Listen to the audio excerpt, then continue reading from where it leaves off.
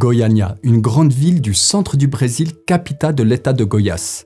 En septembre 1987, elle compte environ 1 million d'habitants. Et c'est une ville en plein essor, construite dans les années 30 sur le plateau central brésilien à 200 km au sud-est de Brasilia. Une ville moderne, dynamique et fière de sa croissance. Mais Goiânia abrite aussi ce que toutes les villes du monde abritent, des quartiers pauvres, des ferrailleurs qui survivent en revendant des métaux et des bâtiments abandonnés que personne ne surveille. Dans l'un de ces bâtiments, une ancienne clinique de radiothérapie fermée depuis 2 ans, un appareil médical attend dans le noir. Un appareil qui contient une capsule. Et dans cette capsule, il y a 93 grammes d'une poudre qui émet une lueur bleue dans l'obscurité. Et cette poudre, c'est du chlorure de césium-137, l'un des sous-produits les plus dangereux de l'ère nucléaire. À 1 mètre de distance, sans protection, elle délivre une dose de radiation mortelle en moins d'1 heure. Le 13 septembre 1987, 2 hommes vont entrer dans ce bâtiment, emporter cet appareil et ouvrir cette capsule. Et ce qui va suivre va rester gravé dans l'histoire comme l'un des pires accidents radiologiques jamais survenus en milieu urbain.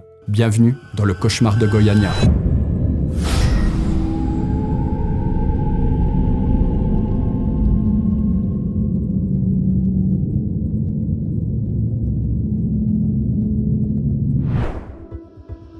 Pour comprendre ce qui s'est passé ce jour-là, il faut remonter en 1971. Cette année-là, une clinique privée de radiothérapie ouvre ses portes à Goiânia, l'Instituto Goiano de Radioterapia, ou IGR. La clinique est située à 1 km au nord-ouest de la Praça Cívica, le centre administratif de la ville. L'IGR traite des patients atteints de cancer à l'aide de 2 appareils de téléthérapie, l'un au cobalt-60, l'autre au césium-137. Ce dernier a été acheté en 1977. C'est un appareil standard, fabriqué probablement au laboratoire national d'Oak Ridge aux États-Unis. Il contient une petite capsule d'acier inoxydable de 51 mm de diamètre et 48 mm de long, remplie de chlorure de césium radioactif. La capsule est enchâssée dans un blindage de plomb et d'acier, lui-même intégré dans un mécanisme rotatif qui permet d'exposer ou de protéger la source. En 1977, au moment de l'achat, l'activité de la source est d'environ 64 Tbq. Donc pour mettre un petit peu ce chiffre en perspective, c'est à peu près 2 milliards de fois plus radioactif qu'un détecteur de fumée domestique. Donc en gros, on a un appareil médical qui contient un matériau extraordinairement dangereux, mais tant qu'il est utilisé correctement dans un environnement contrôlé par des professionnels formés, il sauve des vies. Et c'est ça toute l'ambiguïté du nucléaire médical. Le même élément qui guérit le cancer peut aussi tuer s'il est manipulé sans précaution. En 1985, l'IGR déménage dans de nouveaux locaux. La clinique laisse derrière elle l'appareil de téléthérapie au césium-137 dans le bâtiment abandonné. L'Institut ne notifie pas correctement les autorités de régulation nucléaire du sort de cet équipement. Le bâtiment devient l'objet d'un litige juridique entre l'IGR et la société de Saint-Vincent-de-Paul, propriétaire des murs. Pendant que les avocats se disputent, personne ne s'occupe de la source radioactive. Le 11 septembre 1986, 1 an avant l'accident, le tribunal de Goiás déclare officiellement avoir connaissance de la présence de matériel radiologique dans le bâtiment abandonné. Mais rien n'est fait. Là, il faut qu'on s'arrête une seconde. Il y a un tribunal qui déclare du coup savoir qu'il y a du matériel radioactif dans un bâtiment qui est ouvert à tous les vents. Et la réponse c'est rien. Pas de sécurisation, pas de récupération de la source, pas d'urgence. Juste un procès-verbal. Le 4 mai 1987, 4 mois avant la catastrophe, la situation s'aggrave encore. Saura Taniguchi, directeur de l'IPASGO, l'Institut d'assurance des fonctionnaires, fait appel à la police pour empêcher Carlos Figueiredo Bezerril, l'un des propriétaires de l'IGR, de venir récupérer le matériel radioactif. Paradoxalement, c'est le propriétaire de l'appareil qui tente de le sécuriser et c'est une autorité publique qui l'en empêche. Figueiredo avertit alors le président de l'IPASGO, Lícia Teixeira Borges, qu'il devra assumer la responsabilité de ce qui arrivera avec la bombe au césium. Pour alerter du danger, les propriétaires de l'IGR écrivent plusieurs lettres à la Commission nationale d'énergie nucléaire, la CNEN. Mais une décision de justice les empêche de retirer l'équipement eux-mêmes. Le tribunal poste un gardien pour surveiller le site. Donc on a un gardien, un seul homme entre une source de césium-137 et le monde extérieur. Et ce 13 septembre 1987, ce gardien ne se présente pas à son poste.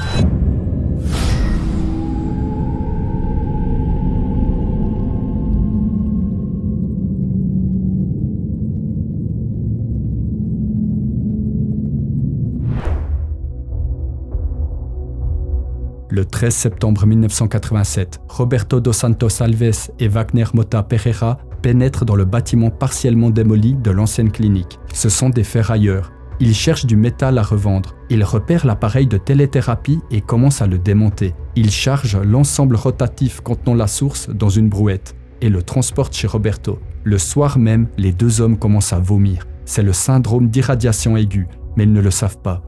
Personne à Goiânia ne sait à quoi ressemble une irradiation. Le lendemain, Pereira souffre de diarrhée, de vertige et sa main gauche commence à gonfler.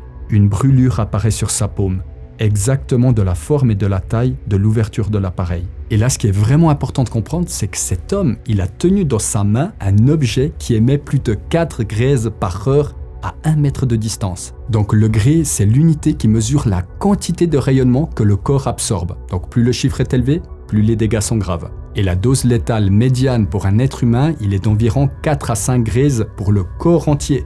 Et là, il tenait littéralement la mort dans sa main et il ne le savait même pas. Le 15 septembre, Pereira consulte une clinique locale. Le médecin diagnostique une intoxication alimentaire et lui dit de rentrer se reposer. Pendant ce temps, Roberto continue le démontage. Il parvient à libérer la capsule de césium de sa tête rotative protectrice. Son avant-bras droit commence à s'ulcérer, une blessure qui nécessitera plus tard une amputation. Le 16 septembre, Roberto perce la fenêtre de la capsule avec un tournevis. Et là, il voit quelque chose d'extraordinaire. Une lumière bleue profonde émane de la petite ouverture qu'il vient de créer. Il insère le tournevis et parvient à extraire une partie de la substance luminescente. Pensant qu'il s'agit peut-être d'une sorte de poudre à canon, il essaye de l'enflammer. La poudre ne prend pas feu. Cette lueur bleue vient probablement d'une réaction entre le césium-137 et l'air ou l'humidité qu'il y a autour. C'est beau, c'est fascinant et c'est surtout mortel. Le 18 septembre, Roberto vend les pièces métalliques à une casse voisine. Le propriétaire de cette casse s'appelle Devair Alves Ferreira. Il a 35 ans. Ce soir-là, en entrant dans son garage où les pièces ont été déposées, Devair aperçoit la lueur bleue qui émane de la capsule percée. Il trouve ça magnifique. Il pense que c'est peut-être quelque chose de précieux ou de surnaturel. Il ramène la capsule dans sa maison pour la montrer à sa femme, Maria Gabriela Ferreira, 37 ans. Et c'est exactement là que tout va déraper. Parce que Devair ne garde pas la poudre que pour lui. Il veut la partager, il en donne à ses amis, à sa famille, à ses voisins, comme un cadeau, comme une merveille qu'on veut montrer à tout le monde.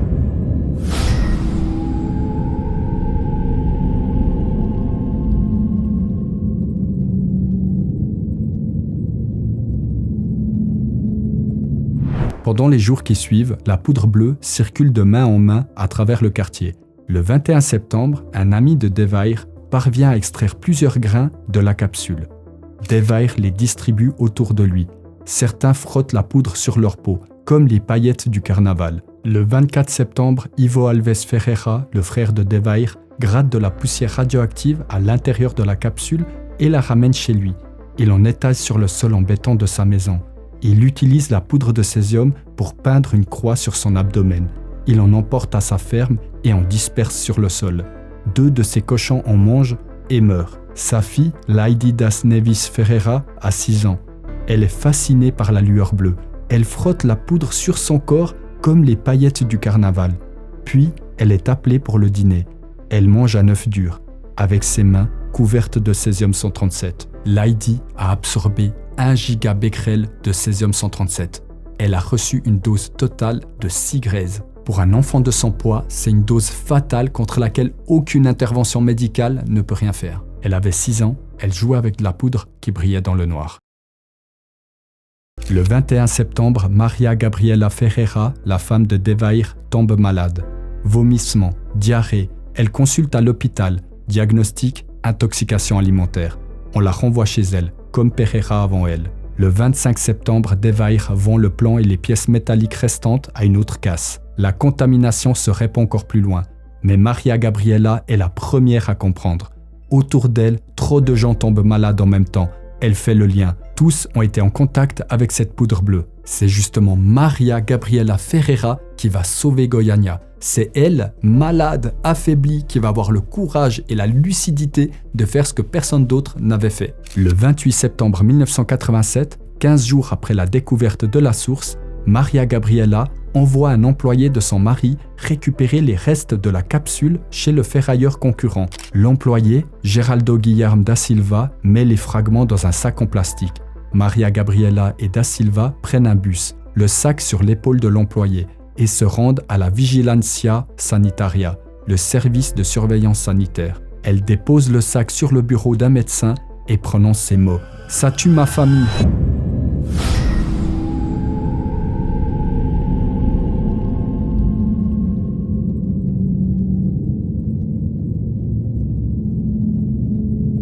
Le matin du 29 septembre, un physicien médical en visite utilise un compteur à scintillation pour vérifier le contenu du sac. L'appareil s'affole. Le physicien est incrédule. Il refait la mesure. Même résultat. La radioactivité est massive. Le physicien tente d'alerter les autorités. Comme on peut l'imaginer, on ne le croit pas. Il faut plusieurs heures et une persévérance considérable avant qu'il parvienne à voir le secrétaire d'État à la santé. Un coordinateur d'urgence de la CNEN à Rio de Janeiro est finalement contacté. Il ordonne la mobilisation du personnel spécialisé et part pour Goiânia. Et là, il faut un petit peu mettre les choses dans son contexte. Goiânia est à 1000 km de Rio de Janeiro et de Sao Paulo, où se trouvent justement les principaux équipements de radioprotection du Brésil. Du coup, il faut des heures pour faire venir des experts et pendant ce temps-là, la contamination continue de se propager. Quand les équipes spécialisées arrivent, elles découvrent l'ampleur du désastre. La contamination ne se limite pas à un seul site. Elle s'étend sur plusieurs quartiers, Aeroporto, Central, Ferroviarios. Des foyers secondaires sont détectés dans d'autres parties de la ville. Le chlorure de césium, hautement soluble dans l'eau, a été dispersé par la pluie, le vent et surtout par les mains des habitants. Des fragments de césium ont été emportés par des bus, déposés dans des maisons, jetés dans des toilettes et éparpillés dans la rue. En 2 semaines, il y a 93 grammes de poudre qui ont contaminé une ville d'1 million d'habitants. Et 93 grammes, ça tient dans une cuillère à soupe. La nouvelle de l'accident est diffusée sur les médias locaux, nationaux, puis internationaux. It was just adopted last year, but there was no such sticker to convey danger when scavengers went rooting through debris at a deserted clinic in central Brazil. En quelques jours, la panique s'empare de Goiânia. Près de 130 000 personnes affluent dans les hôpitaux, terrifiées à l'idée d'avoir été exposées. Le stade olympique de la ville est transformé en centre de triage. Les gens font la queue pendant des heures pour être contrôlés au compteur Geiger. Sur les 112 000 personnes examinées, 249 présentent des niveaux significatifs de contamination. Parmi elles, 129 ont une contamination interne. Le césium est entré dans leur corps.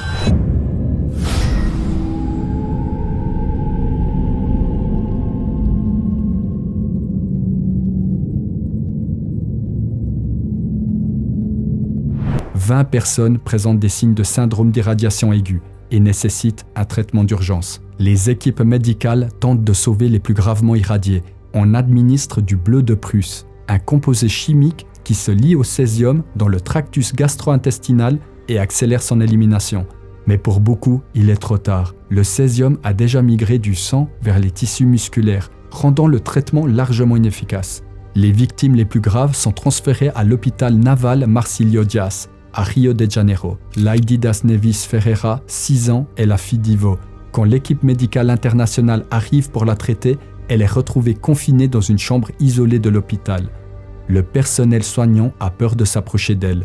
L'enfant irradié, seule dans une pièce sans que personne n'ose la toucher. Elle souffre d'un gonflement progressif du haut du corps, de perte de cheveux, de lésions rénales et pulmonaires, de lésions graves à la gorge et à la langue, et d'hémorragie interne.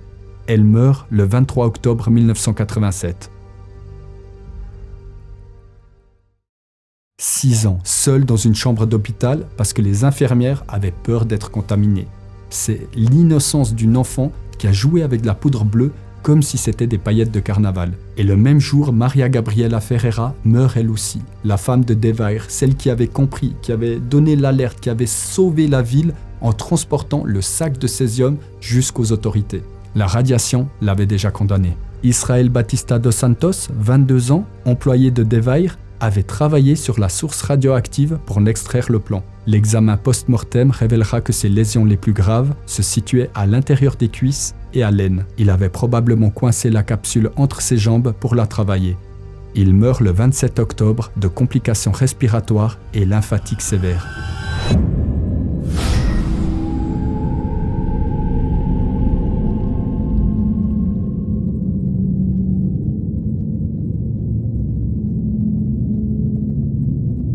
Le 26 octobre 1987, Lady das Nevis Ferreira est enterrée au cimetière de Goiânia.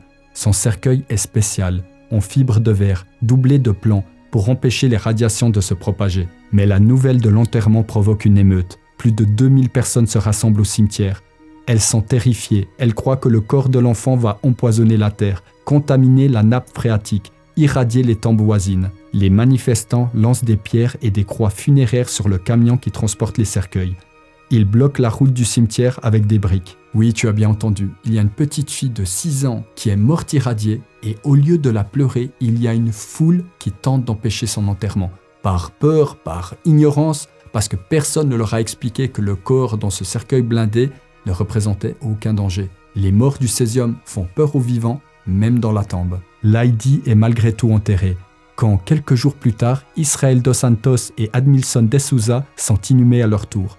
Les autorités ne prennent plus de risques. 30 policiers anti-émeutes en tenue de camouflage, équipés de boucliers et de matraques, montent la garde. 90 autres policiers encadrent la cérémonie, certains avec des chiens. Des funérailles sous escorte militaire pour un employé de 22 ans et un gamin de 18 ans. Et Devair Ferreira, l'homme qui avait ramené la poudre chez lui, qui l'avait distribuée à sa famille et à ses amis, eh bien il a survécu, malgré une dose de 7 graises bien au-dessus de la dose létale médiane. Mais malheureusement, il n'a jamais récupéré. Il est mort en 1994 à l'âge de 43 ans d'une cirrhose aggravée par la dépression et l'alcoolisme. Et pour enchaîner avec tout ça, son frère Ivo est mort en 2003 d'emphysème, qui est une maladie grave des poumons.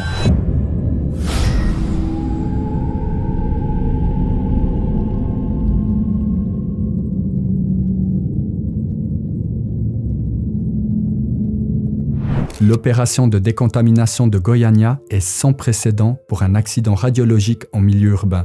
Des maisons entières doivent être démolies. La terre végétale est arrachée sur plusieurs sites.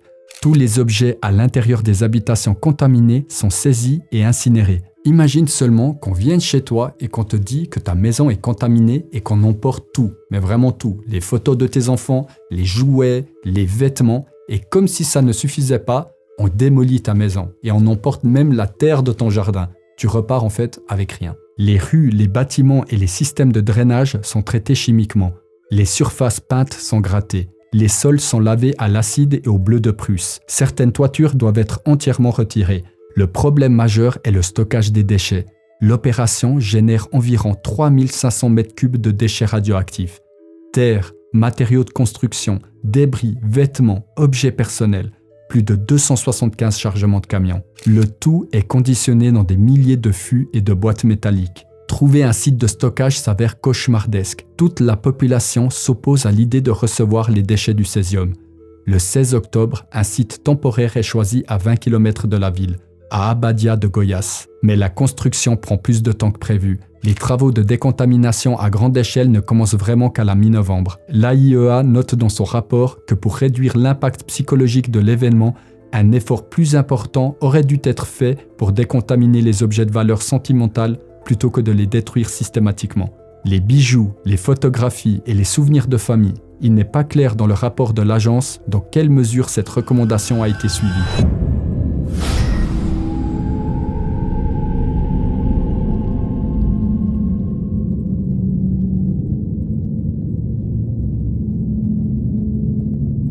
Au-delà des morts et de la contamination physique, l'accident de Goiânia provoque une blessure sociale qui ne guérira pas. La peur de la radiation, ce que les spécialistes appellent la radiophobie, s'empare du Brésil tout entier. Les habitants de Goiânia sont stigmatisés. Certains survivants sont rejetés par leur communauté, victimes de la croyance que les personnes irradiées peuvent encore transmettre la radiation à d'autres, comme une maladie contagieuse. Des produits en provenance de Goiânia sont refusés dans d'autres régions du Brésil. Les habitants dénoncent une discrimination injuste. C'est un mécanisme psychologique assez universel. Quand les gens ont peur de quelque chose qu'ils ne comprennent pas, ils rejettent souvent ceux qui ont été exposés. Et à Goiânia, des gens qui avaient déjà tout perdu, leur maison, leurs biens, parfois leur famille, se retrouvent en plus rejetés par la société, comme si être victime ne suffisait pas. Odesson Alves Ferreira, un autre frère de Devair, était chauffeur de bus au moment de l'accident. Il avait 32 ans quand il a tenu les cristaux bleus dans ses mains. Sans se douter de rien, il a continué à conduire son bus à travers la ville pendant des jours avec du césium radioactif sur les mains. contaminant sans le savoir un nombre inconnu de passagers. Odesson est l'un des survivants les plus contaminés. Sa main porte encore la cicatrice de la brûlure causée par le césium. Il dit « J'ai encore des douleurs dans les mains, surtout quand la température change. Parfois, mes mains sont si chaudes que je dois les mettre dans le congélateur. » En décembre 1987, avec d'autres victimes, Odesson fonde l'Ave Cesio, l'association des victimes du césium 137 de Goiânia. 30 ans après l'accident, en 2017, il se rend pour la première fois hors du Brésil, à Berlin, pour recevoir un prix d'honneur au Festival international du film sur l'uranium.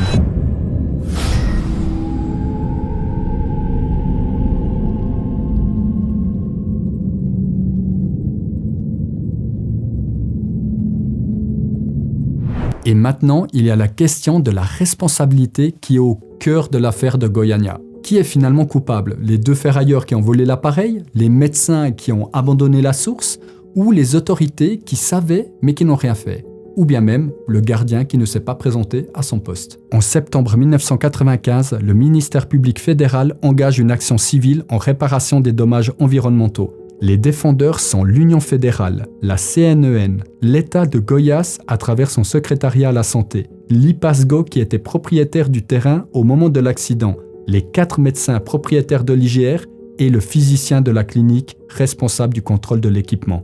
Le 17 mars 2000, le tribunal fédéral de Goiás condamne les défendeurs à verser 1,3 million de réaux d'indemnité, soit environ 750 000 $.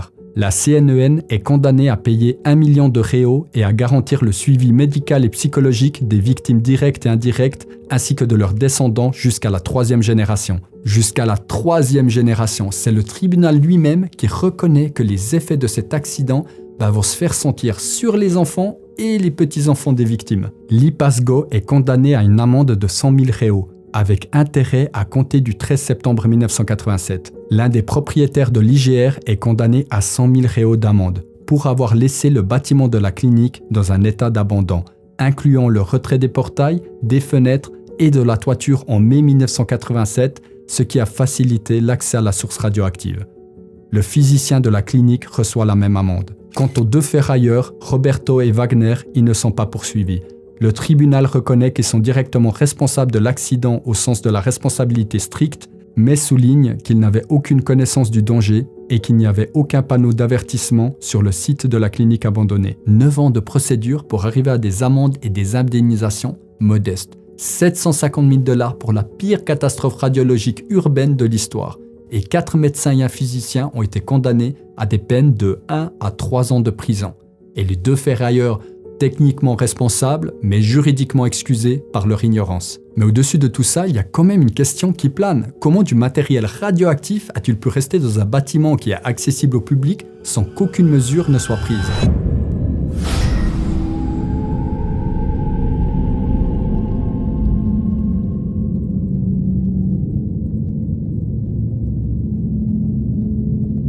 L'Association des victimes du césium 137 estime qu'en 2017, 30 ans après l'accident, au moins 1400 personnes avaient été directement affectées avec plus de 60 décès de cancer et d'autres pathologies liées à la contamination. En 2007, la fondation Osvaldo Cruz a déterminé que le taux de maladies liées au césium 137 chez les survivants de l'accident de Goiânia est comparable à celui de la population générale. Malgré cette conclusion, les survivants continuent de recevoir des compensations et souffrent de préjugés liés à la radiation dans leur vie quotidienne. Des études épidémiologiques ont cependant noté que l'incidence du cancer du sein dans la région de Goiânia est 2 fois supérieure à celle d'autres régions du Brésil. La mortalité par cancer du pancréas dans la région centre-ouest, qui inclut Goiás, est également plus élevée que dans le reste du pays. Ces chiffres ne prouvent pas forcément un lien direct avec l'accident de 1987, mais ils posent quand même des questions auxquelles personne n'a encore pleinement répondu. Et les survivants, eux, vivent avec ces questions tous les jours. Le césium 137 a une demi-vie d'environ 30 ans, ce qui signifie qu'il lui faut plusieurs décennies pour perdre seulement la moitié de sa radioactivité. Par conséquent, une partie importante de la radioactivité, qui n'a pas été récupérée lors de la décontamination, est encore présente dans l'environnement. L'AIEA a estimé qu'environ 7 terabecquerels de césium n'avaient pas été retrouvés lors du nettoyage. En 2017, il en restait encore environ 3,5 terabecquerels, infiltrés dans les sols et les nappes phréatiques. Et ce césium résiduel continue de s'infiltrer dans les eaux souterraines. Et sous le béton qui a été coulé pour couvrir certains sites contaminés, la radiation persiste toujours. L'État de Goiás a créé en février 1988 la fondation Lady das Neves Ferreira, du nom de la fillette morte, pour étudier l'étendue de la contamination et venir en aide aux victimes. La fondation porte le nom d'une enfant de 6 ans qui jouait avec de la poudre bleue.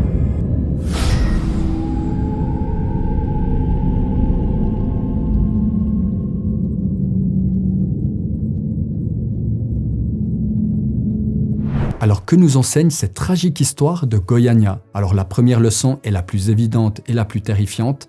Il y a eu 93 grammes de matière radioactive abandonnée par négligence dans une clinique qui était ouverte à tous et ça suffit à contaminer une ville entière. Il y a même l'AIEA qui a qualifié cet incident d'équivalent en termes de dispersion à une bombe radiologique de taille moyenne. Donc pas une bombe nucléaire, une bombe sale, le type d'arme que les experts en terrorisme redoutent le plus. L'ancien directeur général de l'AIEA, Yukiya Amano, a écrit dans le Washington Post en 2012 que l'accident de Goiânia reste le meilleur indicateur réel de ce qui pourrait se passer à plus grande échelle si des terroristes faisaient exploser une bombe radiologique dans une grande ville ou lors d'un événement public majeur. Donc un accident provoqué par 2 ferrailleurs et une brouette est devenu la référence mondiale pour évaluer les risques du terrorisme radiologique. La deuxième leçon concerne la chaîne de responsabilité. À Goiânia, il n'y a pas eu un seul coupable. Il y a eu une succession de négligences. Des médecins qui abandonnent une source radioactive, une institution qui empêche sa récupération, un tribunal qui constate le danger sans agir, une commission nucléaire nationale qui ne réagit pas aux alertes et un gardien qui ne vient pas travailler. Et oui, dans la plupart des cas, ce n'est jamais une seule défaillance qui va provoquer la catastrophe. C'est souvent l'accumulation. C'est le fait que chaque maillon de la chaîne suppose que le maillon suivant fera son travail. Et quand personne ne le fait, le système tout entier s'effondre. La troisième leçon est humaine, et elle est peut-être la plus importante. Dans toute cette tragédie, c'est une femme, Maria Gabriela Ferreira, malade, condamnée par la radiation qu'elle avait elle-même absorbée, qui a eu le courage de porter les restes de la capsule jusqu'aux autorités. Sans elle, la contamination aurait continué pendant des semaines, peut-être des mois. Le nombre de victimes aurait été incomparablement plus élevé. Maria Gabriela est morte pour avoir sauvé sa ville et son acte de bravoure n'a été reconnu à sa juste valeur que bien des années plus tard. Après l'accident, le Brésil a profondément réformé sa législation sur la sécurité radiologique. Les protocoles de contrôle des sources radioactives ont été renforcés au niveau mondial. L'AIEA a publié des recommandations détaillées sur la gestion des sources orphelines, ces matériaux radioactifs qui échappent au contrôle réglementaire. Mais en 2024, l'agence recensait encore des centaines de sources orphelines à travers le monde.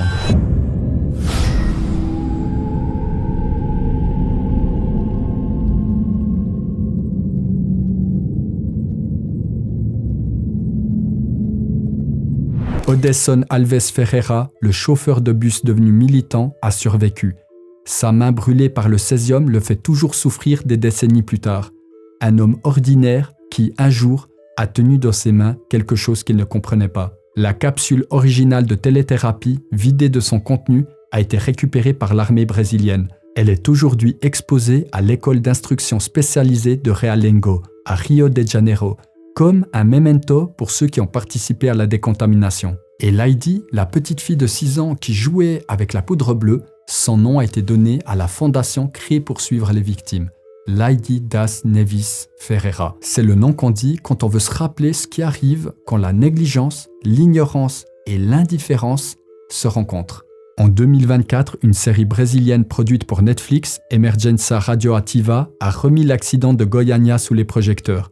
Son réalisateur l'a décrit comme un hommage à la résilience de Goiânia, à ses victimes, à ses médecins et à ses sauveteurs, et à ceux qui continuent de vivre avec la stigmatisation de la contamination. Mais elle a suscité des critiques de la part des survivants eux-mêmes, Odesson Ferreira la qualifiant de crime contre la vérité. Le script l'a décrit de manière positive, ce qui ne reflète qu'un point de vue. 93 grammes, une brouette, 2 ferrailleurs qui cherchaient du métal à revendre et une poudre qui brillait dans le noir comme une promesse. C'est tout ce qu'il a fallu pour transformer Goiânia en zone contaminée. L'histoire de Goiânia n'est pas seulement une histoire brésilienne. C'est l'histoire de ce qui arrive quand on oublie que certaines choses, même petites, même belles, même fascinantes, peuvent tuer.